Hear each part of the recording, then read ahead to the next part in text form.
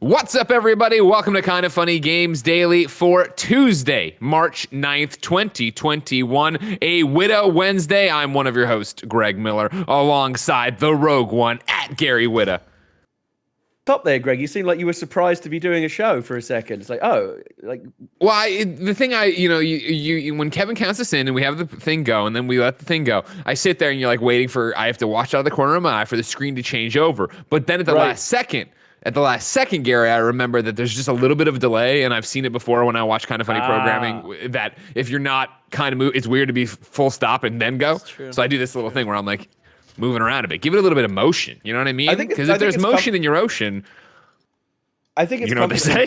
for a lot of Does it matter the size of the boat? I honestly have no idea. There's not been any motion in my ocean for many years, so whatever people are saying about it has no relevance to me. No, it's funny because we talk about this all the time, like on Twitch, like you see established streamers, like every stream, like there's some kind of problem, like audio or whatever, like they manage to screw up. And I think it's kind of comforting to like newbie YouTubers and newbie streamers and people that are just like getting the hang of it, that even the established pros, even like the great Kind of Funny empire, like you're still kind of making all this shit up as we go. Of course. Like, well, doing any of this is just about rolling with the punches and being able to go with it. You know what I mean? That's why people think we have our shit together. It's just because nothing can stop us. Right now, Kevin drops dead. We keep broadcasting, and I eventually call Apollo while I hear her crying in the background, talking to 911, and I'm like, hey, can you mute Kevin's mic? That's all I need. You know what I mean? Like, let it keep going. We'll send Barrett over there. Maybe Joey wakes up in an hour and a half. She goes up there and turns it off when it's over, but we can keep going. Now, turning it back on after we turn it back off, that's a huge problem. Kevin, integral to this entire operation, but there's something we could do to get around it, I think. Am I wrong, Kevin? No, we'll figure it out. And that's how you'd want it, Kevin, right? You wouldn't want the show to stop for anything. Right. Kevin is the wild card for sure. He's the Charlie of the group. In that, like, he's like, in many ways, the most valuable member of the group. Like, the whole Kind of Funny operation grinds to a halt without him. Like, he's definitely like the MVP behind the scenes. And yet, as integral as he is, you never know when he's just going to fall asleep or something. Like, it can just happen and like throw you a wrench in the middle of a live show. I fall asleep at appropriate moments. All right. I very rarely fall asleep when it's something important. Right. A lot of boring shit. You guys gonna talk about fucking Division or Marvel all day? Fine, I'll take a little nap.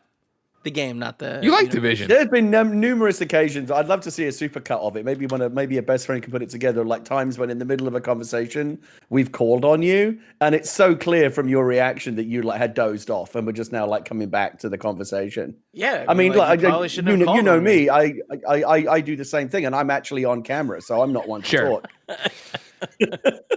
We have an interesting thing going here, we do. One of the best moments we've ever had on this show is Gary admitting to him not. Oh, sorry, I was miles away. I know that turned into a viral thing. I remember. Yeah, that was when people started to love you. You know what I mean? Up until then, they weren't sold on you yet, but that was the moment. That's when you turned it around, Gary.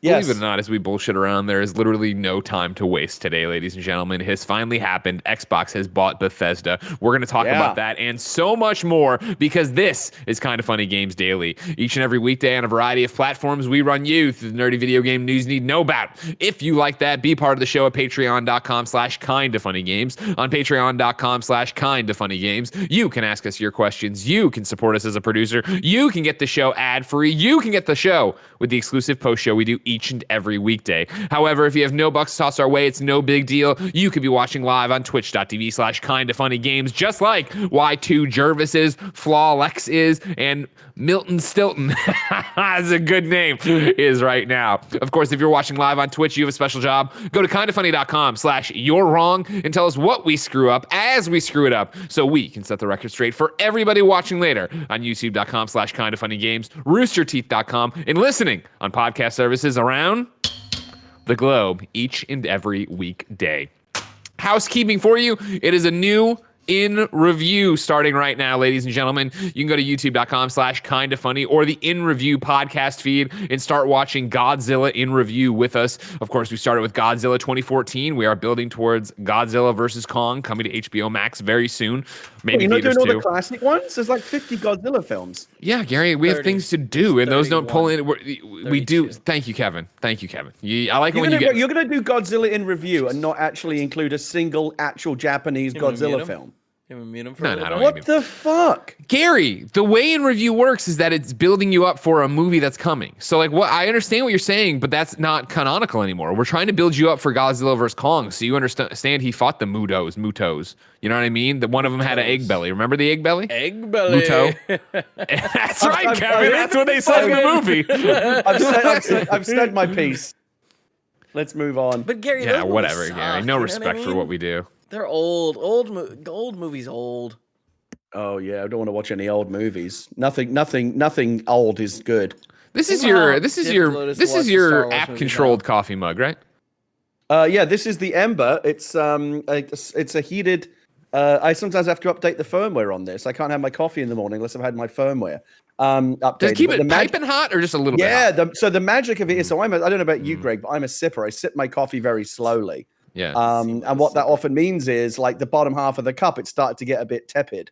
And you either have to put it back in the microwave, and that's never good for the flavor, or you just chuck it out because nobody wants to drink room temperature coffee. I do. That's what I wait for, actually. Oh, I don't like it. So what's amazing about this, it actually took me a while to get used to, is even if I spend like 2 hours drinking coffee, because I get distracted and running around, it takes me a long time to drink just like an 8-ounce cup of coffee. The last sip is as piping hot as the first sip. And that actually takes a while to get used to. I love it, though. Okay. Thank you to our Patreon producers, the Nanobiologist, a.k.a. Mick Abramson, Blackjack, Trent Barry, and Blackjack is on here twice. Interesting. Today, we're brought to you by Logitech and HelloFresh, but I'll tell you about that later. For now, let's begin the show with what is and forever will be the Roper Report. Time for every egg belly, Kevin. 6 items on the Roper Report. Oh, baker's dozen. Muto's Give me another egg belly scream. Give me another egg belly scream, Kevin. What did I say? I don't remember. You just went egg belly. Cracked me up. I like that a lot. It's all right. Godzilla 2014, a fantastic film. Don't listen to anybody else. Number 1 on the Roper Report. Xbox has done it. It is official. Microsoft has bought ZeniMax Media, meaning that Xbox has bought Bethesda. We will start. Kevin, I put a trailer in here. If you can play it with no sound, there's a great, if you want, required viewing trailer up. That is Pete Hines narrating this trailer you're about to see, talking about Bethesda growing from, being basically in a garage to now being this giant worldwide company and what this Microsoft thing means. But we'll start with Xbox. Over on the Xbox Wire, Phil Spencer put up the following post. This is an exciting day for Xbox. Today, we officially complete the acquisition of ZeniMax Media, parent company of Bethesda Softworks.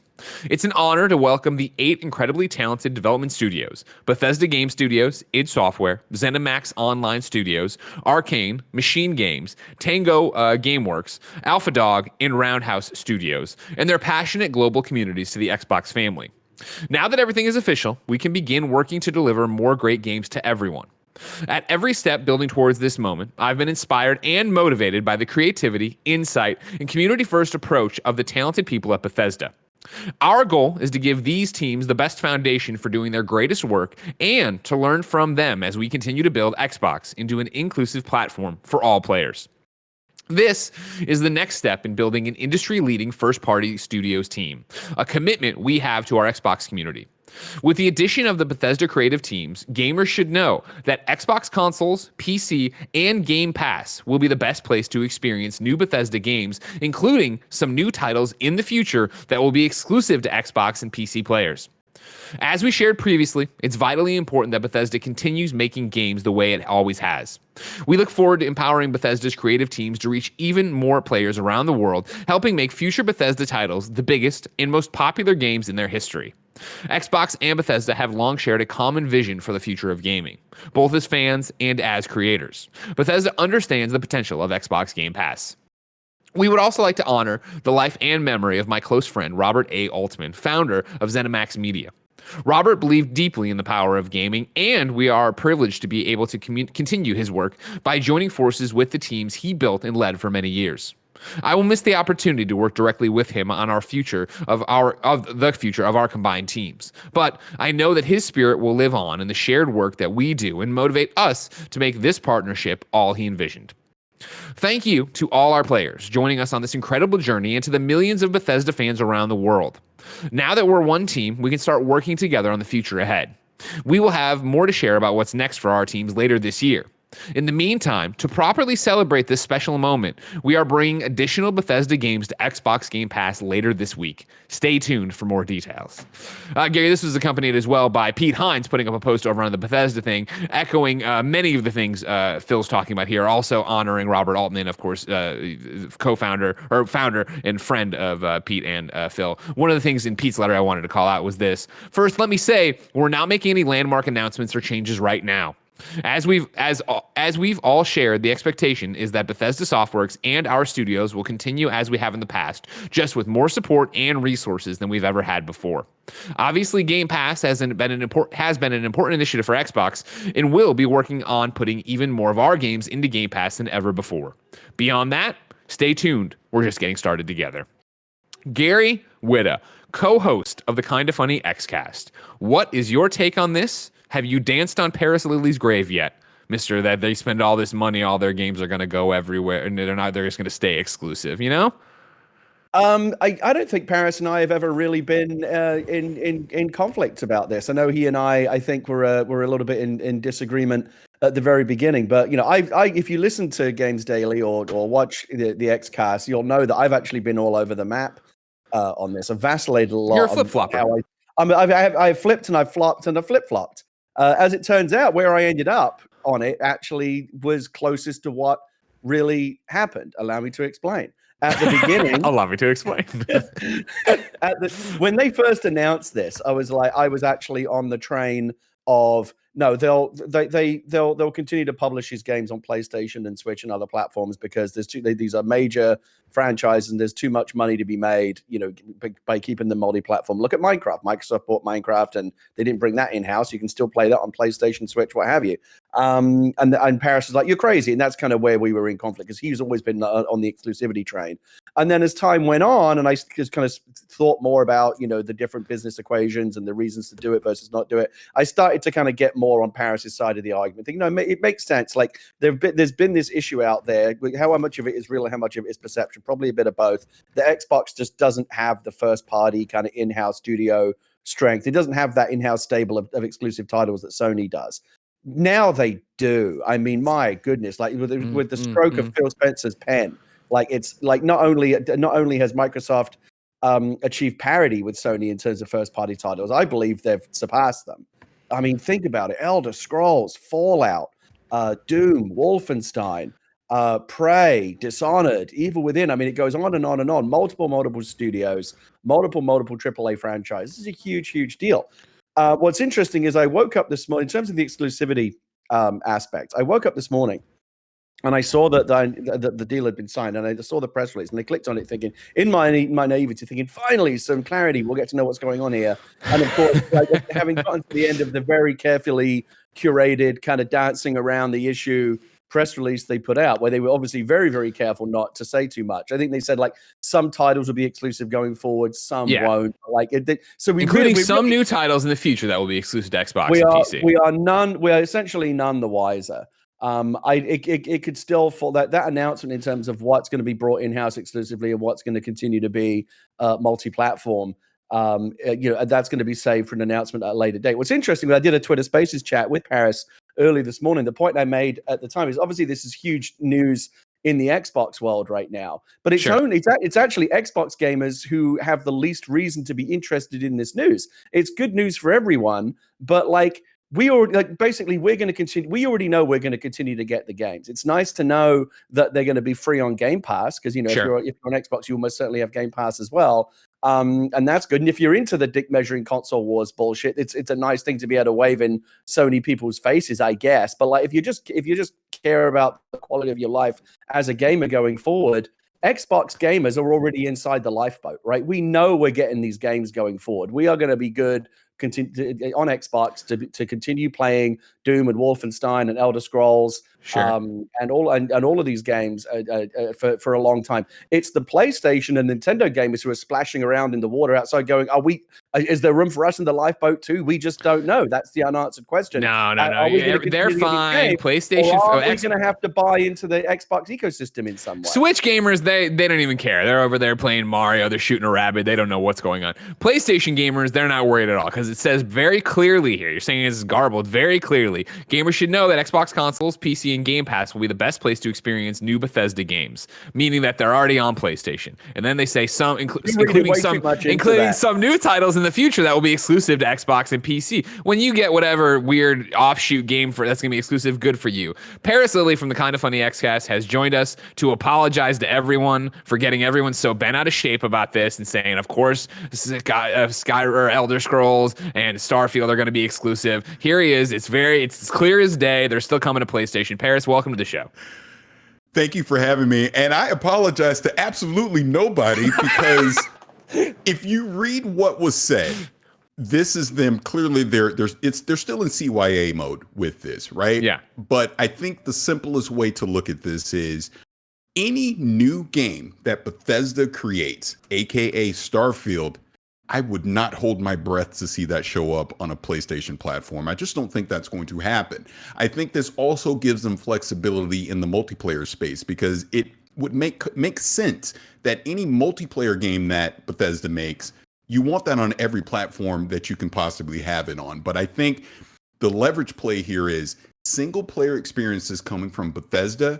You make that exclusive to Xbox and you use that to push people to subscribe to Game Pass. I think that's what we're seeing. I also think in the short term, you will still see games like potentially Wolfenstein 3 as an example still show up on PlayStation because it's probably so far in development.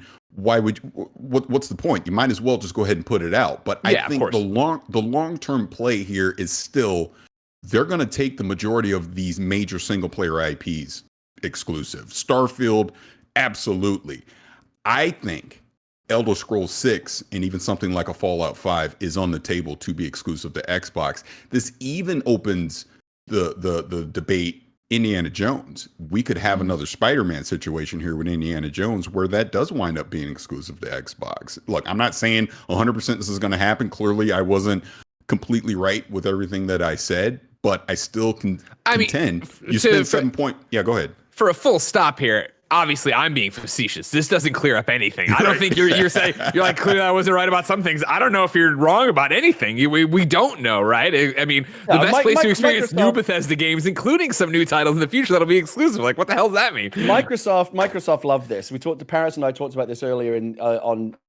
Like they're playing us like fiddles. They know what they're doing. It's the fact that the announcement was completed and Microsoft now owns all of these massive studios and major franchises. That's enough news for one day. They'll get more news out of the exclusivity announcement, whatever that is, down the road. They'll have another big event where they'll explain. Well, they actually will bring clarity. But anyone who thought that they were going to get clarity today because the deal closed, no, Microsoft's going to play this out for a bit longer. And again, I think ultimately I was where I ended up being kind of closer to what actually happened, which is a little from column A, a little from column B. I think Paris is right. Existing titles that are in development, I think they will, they'll continue to support, Fallout 76 and things like that, multi-platform titles. But Fallout 5 and things like that may not be, who knows how, deep into development they are. But like going forward, I do now believe that they are going to bring these games in-house. And if you want to play, you got to get involved in the Xbox ecosystem sometime. And the interesting thing about that is that doesn't necessarily mean buying an Xbox because Microsoft's strategy now selling you hardware to play these games on is an ever decreasing part of their overall strategy. What they're really in is in the Netflix business, subscription business of selling Game Pass. Paris and I and Mike have talked about this a lot on the Xcast. In the future, you're going to go to Best Buy or Walmart or Target or whatever, and you're going to see the TVs in the electronics section. They're going to have those little stickers.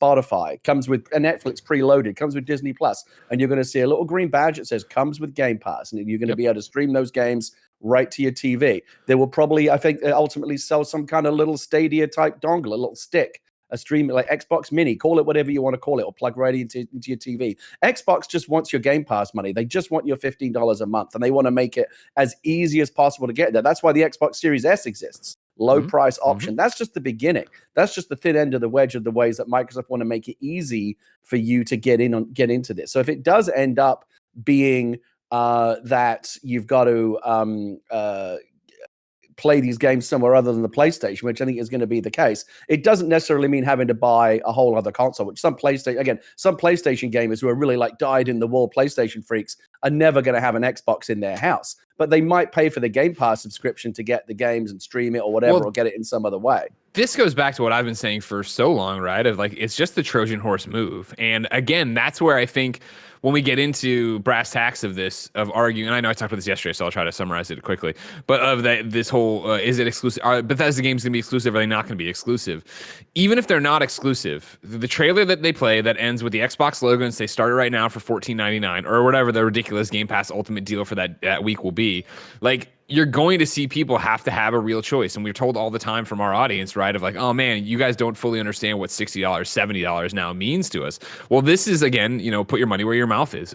You see this for $14.99 and then you see it with trophies for $70. Which one are you going to go for? And then, of course, the hope is that on Xbox's side, you do that trial month one time. I just want to play this Bethesda game that's getting amazing scores.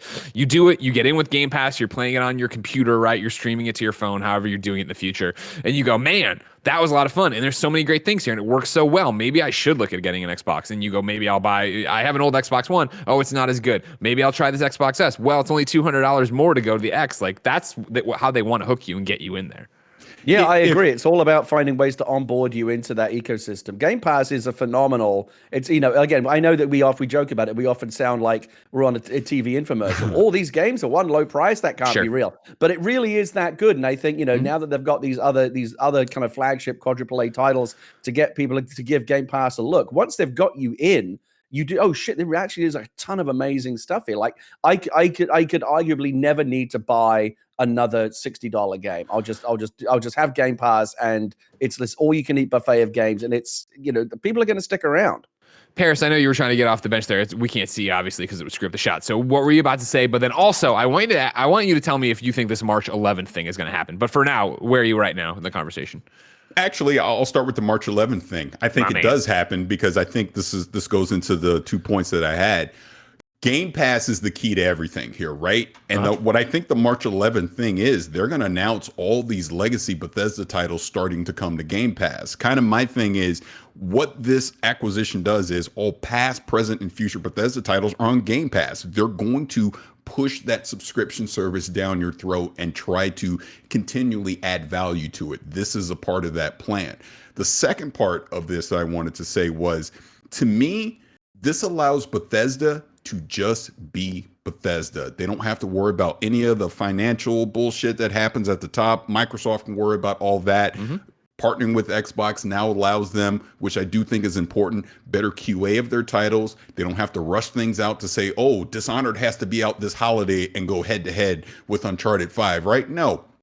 Let Dishonored breathe on its own. Put it out in the spring. Do whatever. Take your time innovating and making these games, all these valuable IPs that Bethesda has. And I understand from a gamer standpoint, you want all games to be exclusive. Of course, or not be exclusive, I should say. We want games to be on every platform.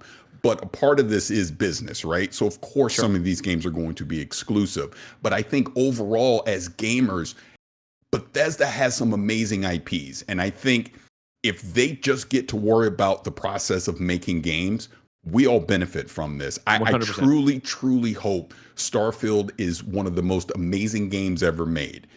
It might only be on Xbox, and I understand that's going to upset some people, but overall, we need more new original IPs in this space that can be great. And I think this is the opportunity that Microsoft, being the financial muscle now behind Bethesda, is going to allow Todd Howard and those guys to be able to do that stuff. It's also the normal thing. If you're upset about it right now, I think as it becomes the normal reality, you forget about it.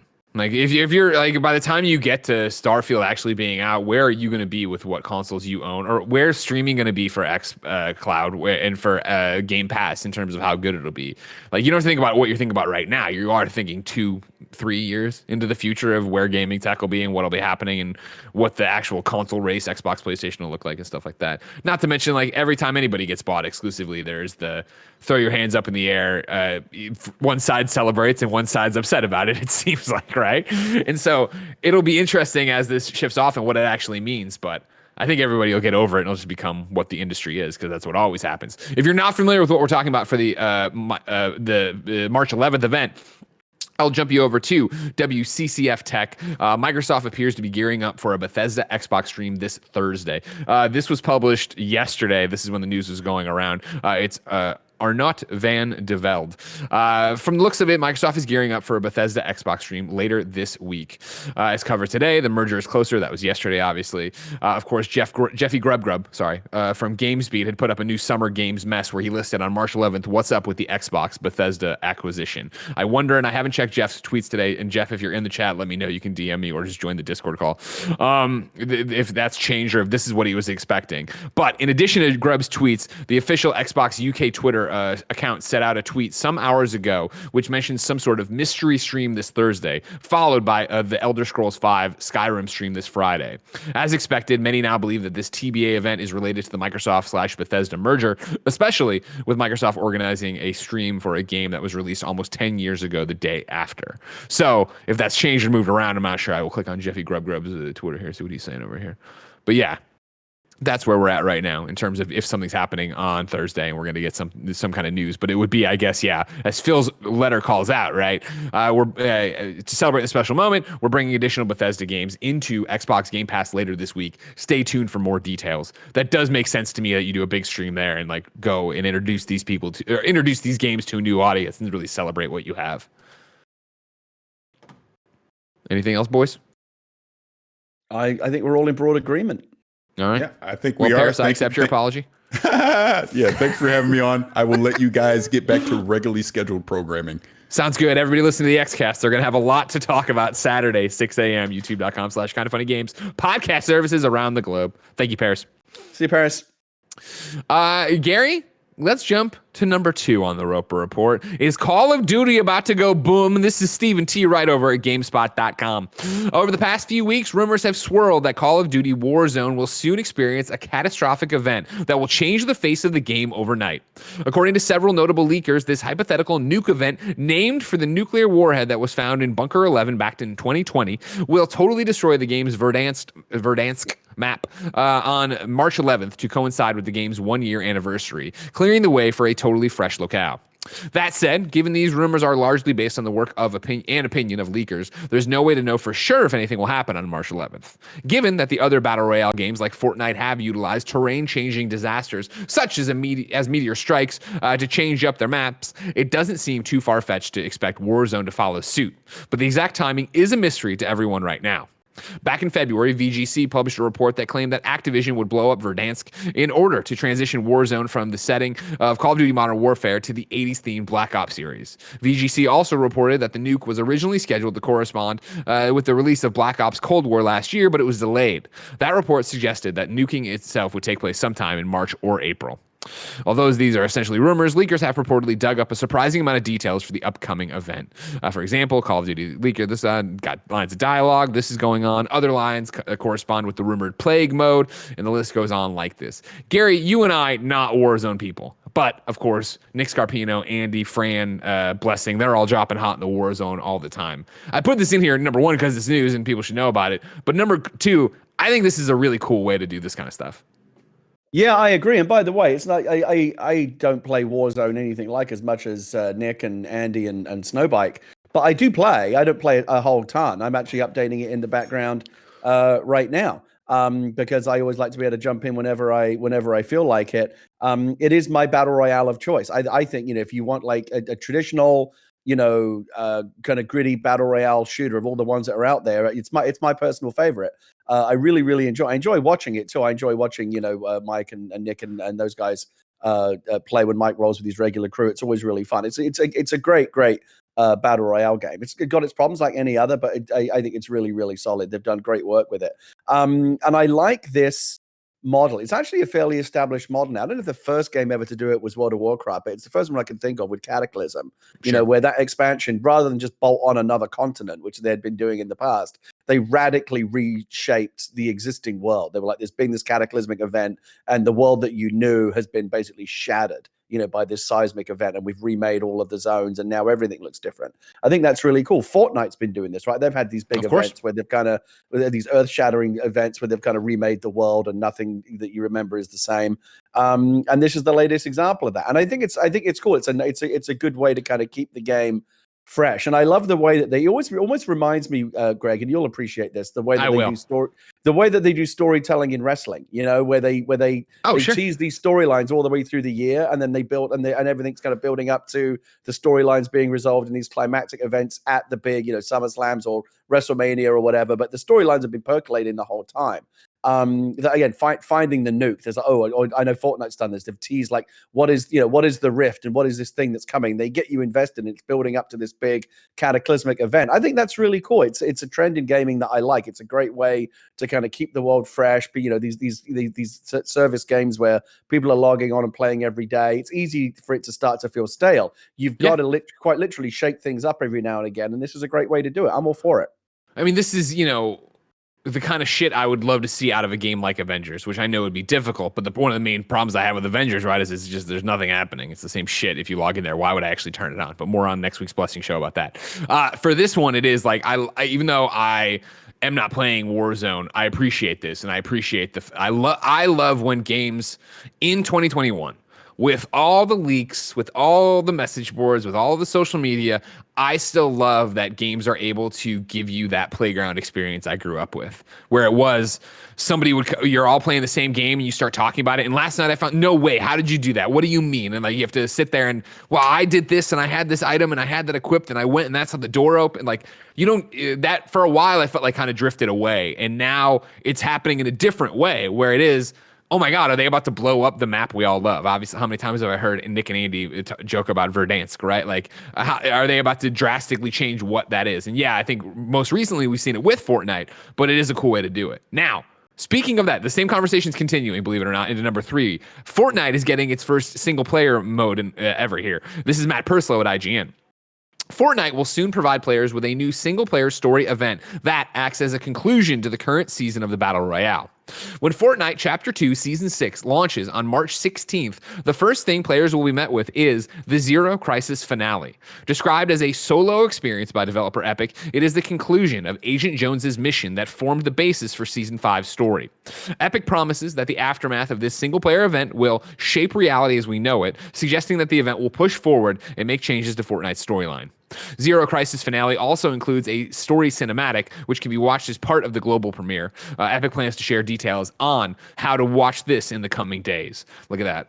Pushing them all together, right? Of, again, Fortnite continuing to evolve. And I think I described it as a single, in the headline here when I originally said single player mode. It's a single player story event. Like this says, when you start up Chapter 6, it sounds like you'll have to play something single player and then it'll be over and then it'll just be Fortnite as you know it or we know it or whatever. But another cool way to do it. And Fortnite I do pay attention to, I do play, I do enjoy.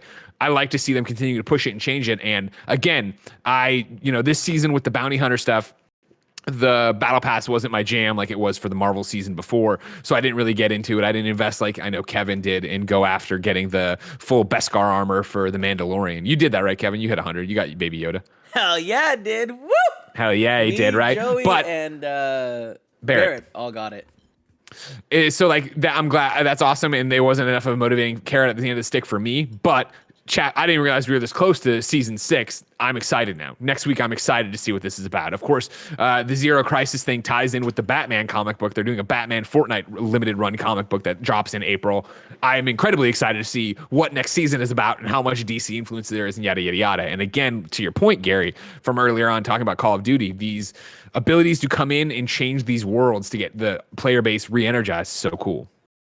Yeah, I think it's really fun. I wasn't even aware that there was much in the way of storytelling going on in the Fortnite universe because I'm not really invested in that game. But again, generally, I really, really like this. I'm always looking for interesting ways in which games can tell stories. And environmental storytelling is a big way that they can do that. They do it a lot in single player games, but I think it's actually really interesting to see it happening in these live, persistent mass multiplayer games like Call of Duty and like Fortnite, where, like, again, I don't necessarily play all of these games, but every now and again I'll see a story on like Kotaku or whatever where there'll be a story like someone's found a mysterious door in this game and no one knows where it leads or whatever. Yep. It just popped Borderlands up. had that for a long time yeah, too. It gets people talking. It's like, what does this mean? And you can almost, like, once you've built the world of a game, a living world that people are in all the time, it's almost like you can start to construct like an ARG inside the game world. Do you know what I mean? It's like little clues and little doors, and now that everyone's online, they can start to kind of collate their data. Well, what have you discovered? Well, I found this, and it relates to that. I remember in the original Division there was a mysterious room that didn't seem to have any purpose, but there were all these kind of clues, and people, and it may have just been a big red herring, but like people were like, what does it mean? It seems like this room has a purpose, but we can't figure it out. Like, people get together on the message boards and they start talking, and sometimes it is actually a tease towards like a big story event or something that's coming down the road. I think it's great. It's a really, really interesting way to keep people invested in the ever-changing nature of the game world. I love it. I agree. And yeah, I'm excited. Kevin, you excited for more Fortnite next week? Hell yeah. I don't know what we're going to do with all the stuff happening next week, guys. We got 4 hours of Snyder Cut. We got the Avengers update. We got Fortnite season popping off. Hey, how bummed out are you that you missed out on that leak, Greg? If you'd have dialed in Tom and Jerry at just the right time, you could have watched it already. I want to know, we were doing in review. You were recording in review yesterday. I had been writing offline. I came back online to do this, and we're recording in review. Nick, of course, is totally missing that Godzilla is a good guy and clearly established that in Godzilla 2014. And I look at the chat, or maybe it was Twitter, and it was like, yeah, if you get Tom, and I immediately ignore everyone and I go to HBO Max and I click on Tom and Jerry and it's just a fucking cat and mouse. I was so pissed off. It's like, God damn it. This is the kind of shit somebody should be calling me about. Why am I getting tweets about this? Call me about it, everybody. Tell me I can go watch the Snyder Cut right now. Good Lord. I don't think anyone got to watch the whole thing, did they? The story I saw was like one person got to watch like an hour of it, and then they got cut off. Yeah, they nipped it in the bud. I think it was just 2 hours. Yeah, and they cut it off at some point. But doesn't stop the train next week. Don't worry about it. Just 2 hours of this fucking movie. Borg life, hashtag Borg life. It's happening. Don't worry about it. Number 4 on the Roper Report. Let's talk about another live service games as a service game. Apex on Switch runs at 30 frames per second. We go to Emma Kent at Eurogamer. In an interview with Famitsu, game director Chad Grenier, along with Andy Boggs and Dan Hongberg of Panic Button, the studio responsible for the port, spoke a little bit about the game's expected performance on Switch. According to them, Apex Legends will run at 720p when docked and 576p in handheld. That's the resolution I don't see thrown out as much as 720p. 576p in handheld with a frame rate of 30 frames per second in both modes. Given that the Switch port will come with crossplay, some players have expressed concerns that Switch players will be at a disadvantage against other platforms, particularly given the game is capped at 60 frames per second on console and 144 frames per second on PC, with ways to get around the latter. As detailed in the Famitsu interview, there will be an option to disable crossplay, so you can choose whether to pool with other Switch users or give yourself a real challenge against PC and console. Hopefully, the Switch-only pool will have plenty of players for matchmaking. Gary, you never got into Apex, did you? No, like I said, it's the kind of the battle royale world. I like the world building they did. The characters seem cool. For some reason, like, it just, sometimes you can't put your finger on it. Just you look at it and go, "No, not for me." One this way. Totally. I admire everything they've done with it. They've made a success out of it in a very crowded space. I think Respawn is a tremendous developer, and I love 100%. A lot of things they've done with Apex. In terms of the Switch version, Switch games and PlayStation games and Xbox games are often running at wacky non-standard resolutions. You just, of course, checkerboard, stretch, all that stuff. Tell the difference. The Switch does it a lot, especially in handheld mode. This, not to want to change the subject too much, but all the more reason for an upgraded Switch in whatever form that's going to take to come out. Hopefully by this holiday on the Switch Pro, Switch Max, whatever the fuck you want to call it. New Switch, Nintendo has its own kind of crazy ways of naming things. I was actually very skeptical. I was like, nah, they're not going to do that. They're selling 1 million of these things a day already. Like, why do they need to make a new one? It is starting to look a bit long in the tooth, though, the Switch, especially in the light of the new consoles. And we are at a point now, we talked about this a lot on the Xcast recently, 30 frames a second, especially for a Twitch game like a shooter, it's not good enough anymore. Once you've seen 60 frames, you can't go back. We had a long conversation on the Xcast about resolution versus frame rate. I can't tell a huge difference between 1080p and 4K. There's definitely some, but it's not as compelling a difference between 30 frames and 60, especially with a racing game or a shooter or something where that speed is of the essence. It's very, very hard to go back. Again, a game like Apex at 30 frames a second ain't gonna cut it. That's why I think we do. I'm going to be very grateful to have a Switch Pro or some kind of upgraded 4K Switch, not necessarily for just the that sexier screen, nice. More screen. Make Animal Crossing even bigger handheld. Yeah, and that's what's got me thinking it is finally happening. A lot of the news you're seeing out of the supply chain in terms of the screens that are being ordered up and stuff like that is very compelling. I do think it's coming. Nice bigger display for handheld will be good. Dock it, get the 4K, get the 60 frames a second. Bring the Switch into far greater parity with where the PlayStation 5 and the Series X are right now. Again, let's just take a moment to give credit to the Switch and what Nintendo's hardware engineers and what the developers who reported games to it have done. The Witcher running on a Switch, would you even believe that was possible? They somehow pulled it off. Obviously it's always going to be slightly the inferior version of the game, but I'm actually amazed what the Switch, the little engine that could, what it's done is really, really remarkable. And that makes me very, very encouraged for what, a more powerful version of the system will be capable of. Yeah. To this Apex thing, again, I'm not a fan either, but I just appreciate that they have crossplay there if you want it, but they're giving you obviously the ability to turn it off, just play with people who are in the same realm as you, which is was the thing with Switch Fortnite for the longest time of I was really good at Switch Fortnite. Let me tell you, not so good when I went to the other platforms. Number 5 on the Roper Report, Walt Williams has been hired at Insomniac Games. We go to Eddie at GameSpot. Veteran video game writer Walt Williams has landed a new job with Insomniac Games, the Sony-owned developer of the Ratchet & Clank and Spider-Man franchises. Williams made the announcement on Twitter, quote, I may have done a thing, he wrote, attaching a photo of his eyes and a placard that says Insomniac Games. The exact nature of Williams' involvement with Insomniac is unclear, and we don't know what project or projects he may be contributing to, but it's clear he's now working with Insomniac in some capacity. Williams is a games industry veteran known for his work on a number of 2K properties, including BioShock, Borderlands, Mafia, The Darkness, and, for Greg, most importantly, Spec Ops: The Line. He also wrote for Star Wars Battlefront series. Additionally, Williams wrote a book, Significant Zero, which talks about the incredibly challenging nature of making AAA games. Of course, Walt Williams, friend of the show here.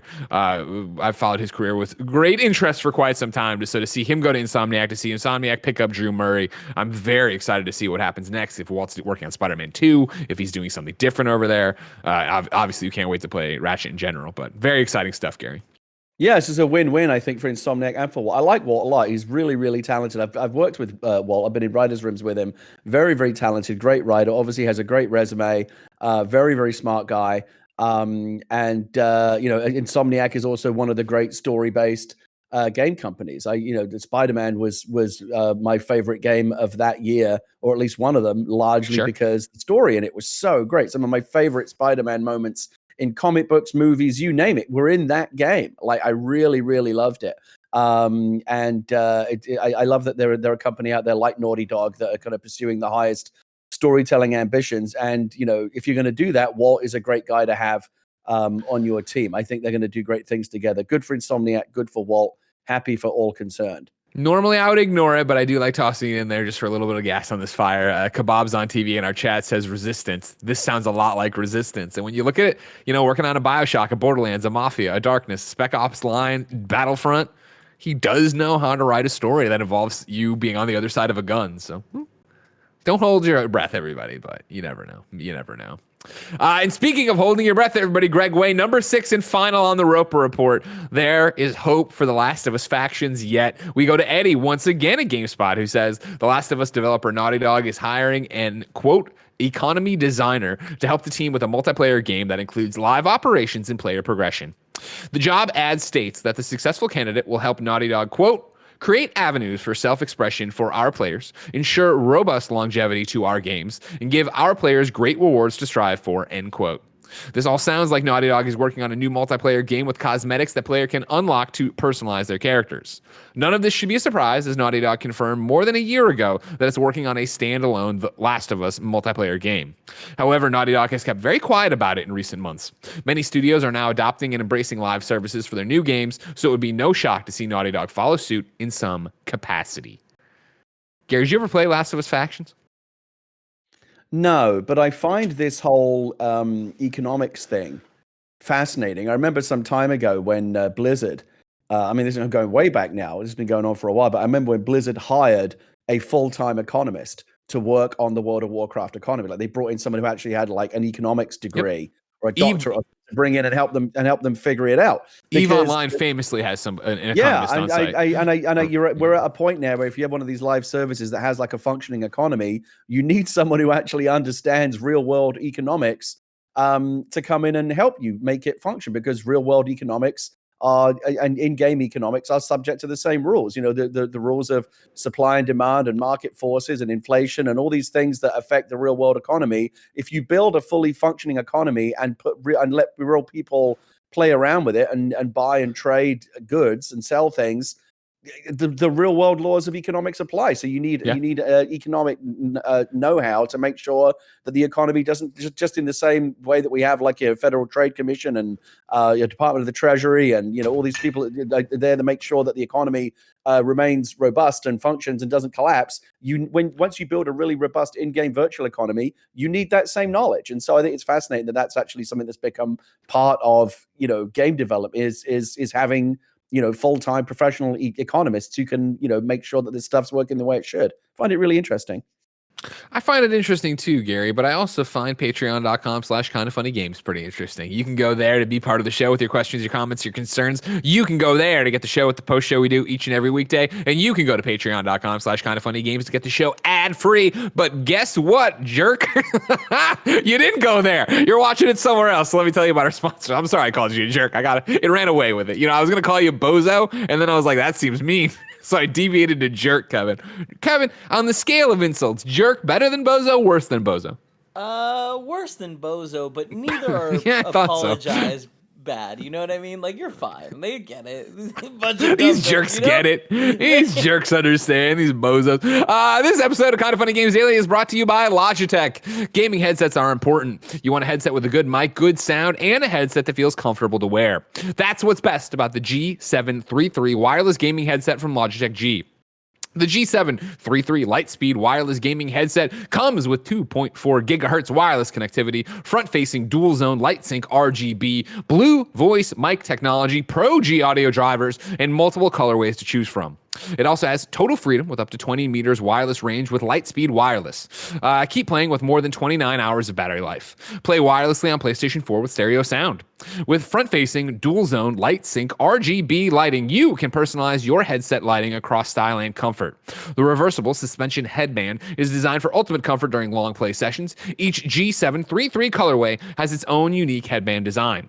There's also a soft dual-layer memory foam that conforms to your head and contours around your jaw for a better seal, reducing stress points and delivering long-lasting comfort. It's available in multiple colorways, each with its own vibrant reversible headband and corresponding earpads. For a limited time, Logitech G is offering our listeners express shipping at logitechg.com. Use the code KINDOFFUNNY, for express shipping today. That's express shipping on all Logitech G products with promo code KINDOFFUNNY, Hurry now, since the promo code will expire in 3 days. It's like Mission Impossible. Our next sponsor, HelloFresh. What's HelloFresh? With HelloFresh, you get fresh, pre-measured ingredients and mouth-watering seasonal recipes delivered to your door. HelloFresh lets you skip those trips to the grocery store and makes home cooking fun and easy and affordable. That's why it's America's #1 meal kit. HelloFresh cuts out stressful meal planning and grocery store trips so you can enjoy cooking and getting dinner on the table in about 30 minutes or less. With more than 25 recipes to choose from each week, there is something for everyone to enjoy. All recipes are designed and tested by professional chefs and nutritional experts to ensure deliciousness and simplicity. Kind of Funny, of course, loves HelloFresh. Joey uses it all the time. Kevin is on the HelloFresh train, and even me, Greg Miller, has used it before, making some steaks, some peppercorn steaks, if I remember correctly, and a great quesadilla. Go to HelloFresh.com/12games and use the code 12games for 12 free meals, including free shipping. That's 12 games, all one word. That's HelloFresh.com/12 games and use the code 12 games for 12 free meals, including free shipping. Don't forget, everybody, HelloFresh, America's #1 meal kit. You jerks and bozos. Gary, I'm excited. Yeah, sorry, to see... I wasn't miles away, but I was just over on this other screen while you're reading that. Some breaking news from outside of the world of video games that has pleased me immensely. Piers Morgan is leaving Good Morning Britain, presumably for being a twat. Good riddance to bad rubbish. Here's what I love your British perspective on it, of course, but Piers Morgan, right? Piers Morgan. What I've always seen about this guy is he just fucking sucks. And so today I saw, of course, somebody called him out on being a complete jackass, and he got up and left like a little baby with his toys. And now never to return. Good riddance. Fuck off. Glad to see the back of that asshole. Been spewing toxic and bile into British public life for decades. Hopefully this is he'll end up on one of these fucking right-wing TV networks that's going to be popping up in the UK in the next couple of years, but I won't have to look at his stupid fucking face anymore when Good Morning Britain is popping up in my Twitter feed. Anyway, that's put a big smile on my face. The official list of upcoming games on each and every platform as listed by the Kind of Funny Games Daily show hosts each and every weekday. Yeah. Oh, yeah. Now, Gary, did you watch that whole Prince Harry and Meghan Markle interview with Oprah? My wife watched it. I watched a little bit of it because obviously you couldn't get away from it. It was all over my Twitter feed. Sure. At the end of the day, I'm an arch anti-monarchist, always has been. Anything that hastens the extinction of that thoroughly irrelevant and deeply toxic institution of the British royal family has my full support. I think it's just a fucking massive sponge on the British public purse. They contribute nothing. They do nothing. The fact that there's racism and all this kind of stuff inside of the British royal family is a surprise to no one who's been paying attention for the past several hundred years. Fuck all of them, basically. I'll be glad when they're gone and we can be a proper country. You think they'll ever be gone? Nah, but it's a nice thing to think about. Sure. Okay. Out today, Darkanoid on Steam, Stronghold Warlords on PC, Apex Legends on Switch, Pacer on Xbox One, Forza Horizon 4 on PC via Steam. Red Dead Online has some new stuff to look forward to. A free ability card awaits players this week as the Outlaw Pass number 4 nears its last 7 days. Also bringing with it rewards and boosts for current Outlaw Pass owners and bounty hunters. Perfect for ranking up. Guild Wars 2, the Ice Brood Saga Episode 5 balance is available now. Watch Dogs Legion Update 3.20 adds online mode, not for PC like we reported on yesterday. And then the Division 2 Update 12.3 is now live. This introduces seasonal reruns while they work on the content for later this year. New dates for you. Karma Chapter 1 is coming to Steam on March 17th. Lost Words Beyond the Page launches on Steam, Switch, PlayStation 4, and Xbox One on April 6th. And then Chronicle of Innsmouth, Mountains of Madness will release on Steam on March 23rd. Gary, we asked people, of course, to write in to be part of the show, patreon.com/kindoffunnygames. You can give us your questions, your comments, your concerns, everything under the daily video game sun. But also, very importantly, you can give us your squad up requests. Of course, this is where you write in and say, hey, I need somebody to play video games with. And I say, hey, what's your username and, where are you going to go and what do you need to play? And you say all that information and then we put it here and people come and play with you. Today, Lal needs help on PlayStation and PC. The username on everything is lallysup. So LALLYSUP. Maybe it's lallysup on PlayStation, Twitter, and Steam. Hello, best friends. So I recently reached my 5th year in recovery, sobriety, being clean, and have thought about how games have been a big part of my life in getting through the tough times, especially early on. I know this past year has been a struggle for a lot of people, and if anyone is ever looking to squad up and play some games, or even anyone who is struggling and wants support, I'd be happy to help. I'm new to a lot of multiplayer games, but I'm always down to run some Ghost of Tsushima Legends or try something new. If you want to play with Lal, hit up lallysup, LALLYSUP on Twitter, PlayStation, and/or Steam. Full credit there. I'm more than a decade sober myself. It's not easy, and I admire anyone who's able to stick to it. Probably the best thing I'd probably be dead today if I hadn't quit drinking when I had. It was not easy to do, but it's probably the best thing I ever did for myself. And like I said, it's not easy. And anyone who's able to to conquer that and get back on the straight and narrow, good for them. Do you talk about that a lot? I mean, I know as your friend we've talked about it, but I mean, I feel like it's not something you share publicly. But I also guess you aren't as much of a podcast. I don't go out on my way to talk about it, but I'm not ashamed of it. I'm an alcoholic, or at least whether or not it's I used to be a very, very, very heavy drinker, and it deeply deeply debilitated my life, and it was health issues, social issues, all kinds of problems. Now I'm a dad. Like, it's inconceivable. I could never go back to that life. I'm much happier the way that I was. But yeah, I just made a decision one day. I don't want to do this anymore. I'm going to stop drinking, and I never had another drink. Whenever Wrath of the Lich King came out, that's how I remember it. It was around then. I got drunk at some Wrath of the Lich King launch event and embarrassed myself. And I remember thinking, I can't do this anymore, and I just stopped. It was relatively, not to brag, or I don't mean it this way at all. It was relatively easy for me. I never went to AA or anything like. I just decided to stop drinking, and I never had another drink.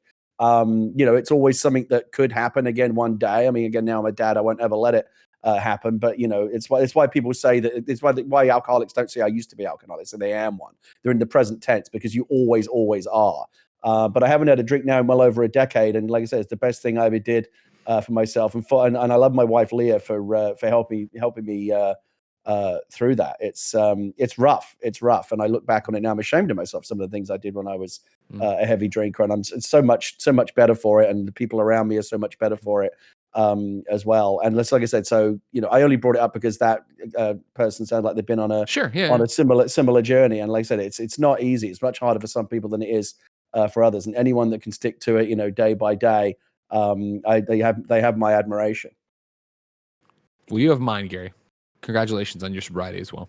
And of course, Lollies Up, who of course Jeffy Grub did the quote, Lollies Up, Greg Miller. And I'm like, it does sound weird when you say it like that. I have a required reading for you, believe it or not, ladies and gentlemen. As you know, over there on the internet, there's a site called GamesBeat, and usually it's just Jeffy Grub just shitting out articles, and it be like, oh, this is gonna happen. Sometimes it does, sometimes it doesn't, but he keeps employed. I don't understand it. There's also a guy over there named Dean Takahashi who writes amazing stuff, and today he wrote about how Paragon is actually back from the dead, kind of. You can go to GamesBeat to read the full story because it's interesting, but here are 4 paragraphs from it, okay? Omida Studios has raised $2.2 million to create a cross-platform, third-person, multiplayer, online battle arena game called Predecessor. The game is based on the assets of Epic Games' Paragon MOBA title. Paragon was Epic's attempt to join the MOBA market that Riot Games' League of Legends helped create.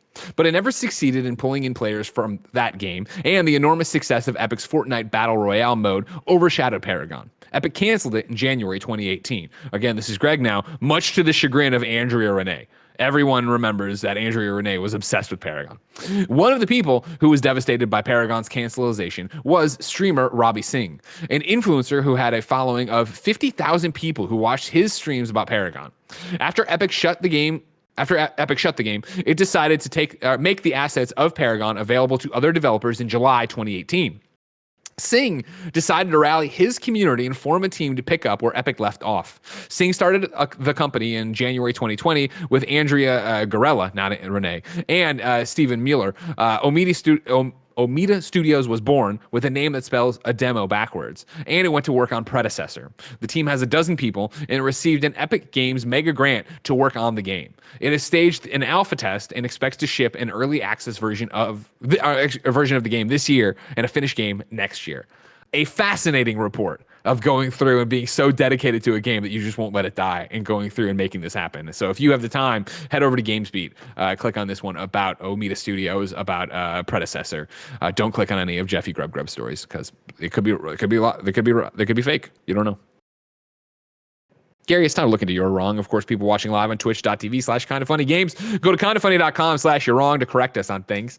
I guess we know I don't get things wrong, but give it your best shot. There's been a lot of editorializing going on here. Yeah. This has nothing to do with us. You're trying to do breaking news, I guess. Yeah, I've seen this too. Game Jumper X calls out that right now, if you're the Xbox test that's going on, you can get Google Stadia to the browser. It's a funny little thing. Who cares? Yeah, I don't know if it's the same story, but I read about how through the Xbox browser you'll be able to play Steam games and games on the Epic Store. Yeah, I mean, obviously it's not. I don't think it's an official thing. It's kind of like a workaround, so it's bound to be spotty, but it's interesting. Ladies and gentlemen, believe it or not, That's the end of Kind of Funny Games Daily. Of course, ladies and gentlemen, you can be part of the show at patreon.com/kindoffunnygames, but you can also go there to get the post-show blessing Adeoye Jr. and Barrett Courtney are about to do. Gary and I both have 11 o'clock commitments to go bounce to. Of course, you can write in there. You can be part of the show, ad-free, all that jazz. If you have no bucks to toss our way, of course, you can get a brand spanking new episode, youtube.com/kindoffunnygames, roosterteeth.com, and podcast services around the globe daily. Tomorrow on Mario Day, it will be the future class of video games, blessing Adeoye Jr. being joined by our friend Janet Garcia. Thursday, it's Tim Tam. That's right. Tim is back with GameSpot's Timur Hussein. And then Friday, it is me and Irrational Passions, Alex O'Neill, coming to close out your week and do it. If you're watching live, Andy, Nick, Tim, and Snowbike Mike are about to play more of that there Mario and Bowser's Fury over there and have some fun over there. Gary's going to go have a call. Is it what call is this? Is it a business call? You going to write a script? No, I got a doctor's appointment. It's nothing. No, that's not as exciting. I thought you were working on an MCU TV show? DCEU movie? Keep trying. Have you booked us another comic book gig? Are we writing another comic book soon? You know what I mean? I can't do it. They don't want me. I actually do have something to tell you in that. There we go. All right. Now we're talking, everybody. Okay. Ladies and gentlemen, like I said, Twitch stream coming up right now. If you're not catching it live, youtube.com/kindafunnyplays. That's right? Kevin, I got that one. youtube.com/kindafunnyplays. Sure. It's a new one. Yeah, that's right. That's probably it. That's probably it. If not, just you. Okay, yeah. Murph Dad says I got it. And then if not, post show over on Patreon. Until next time, ladies and gentlemen, it's been our pleasure to serve you.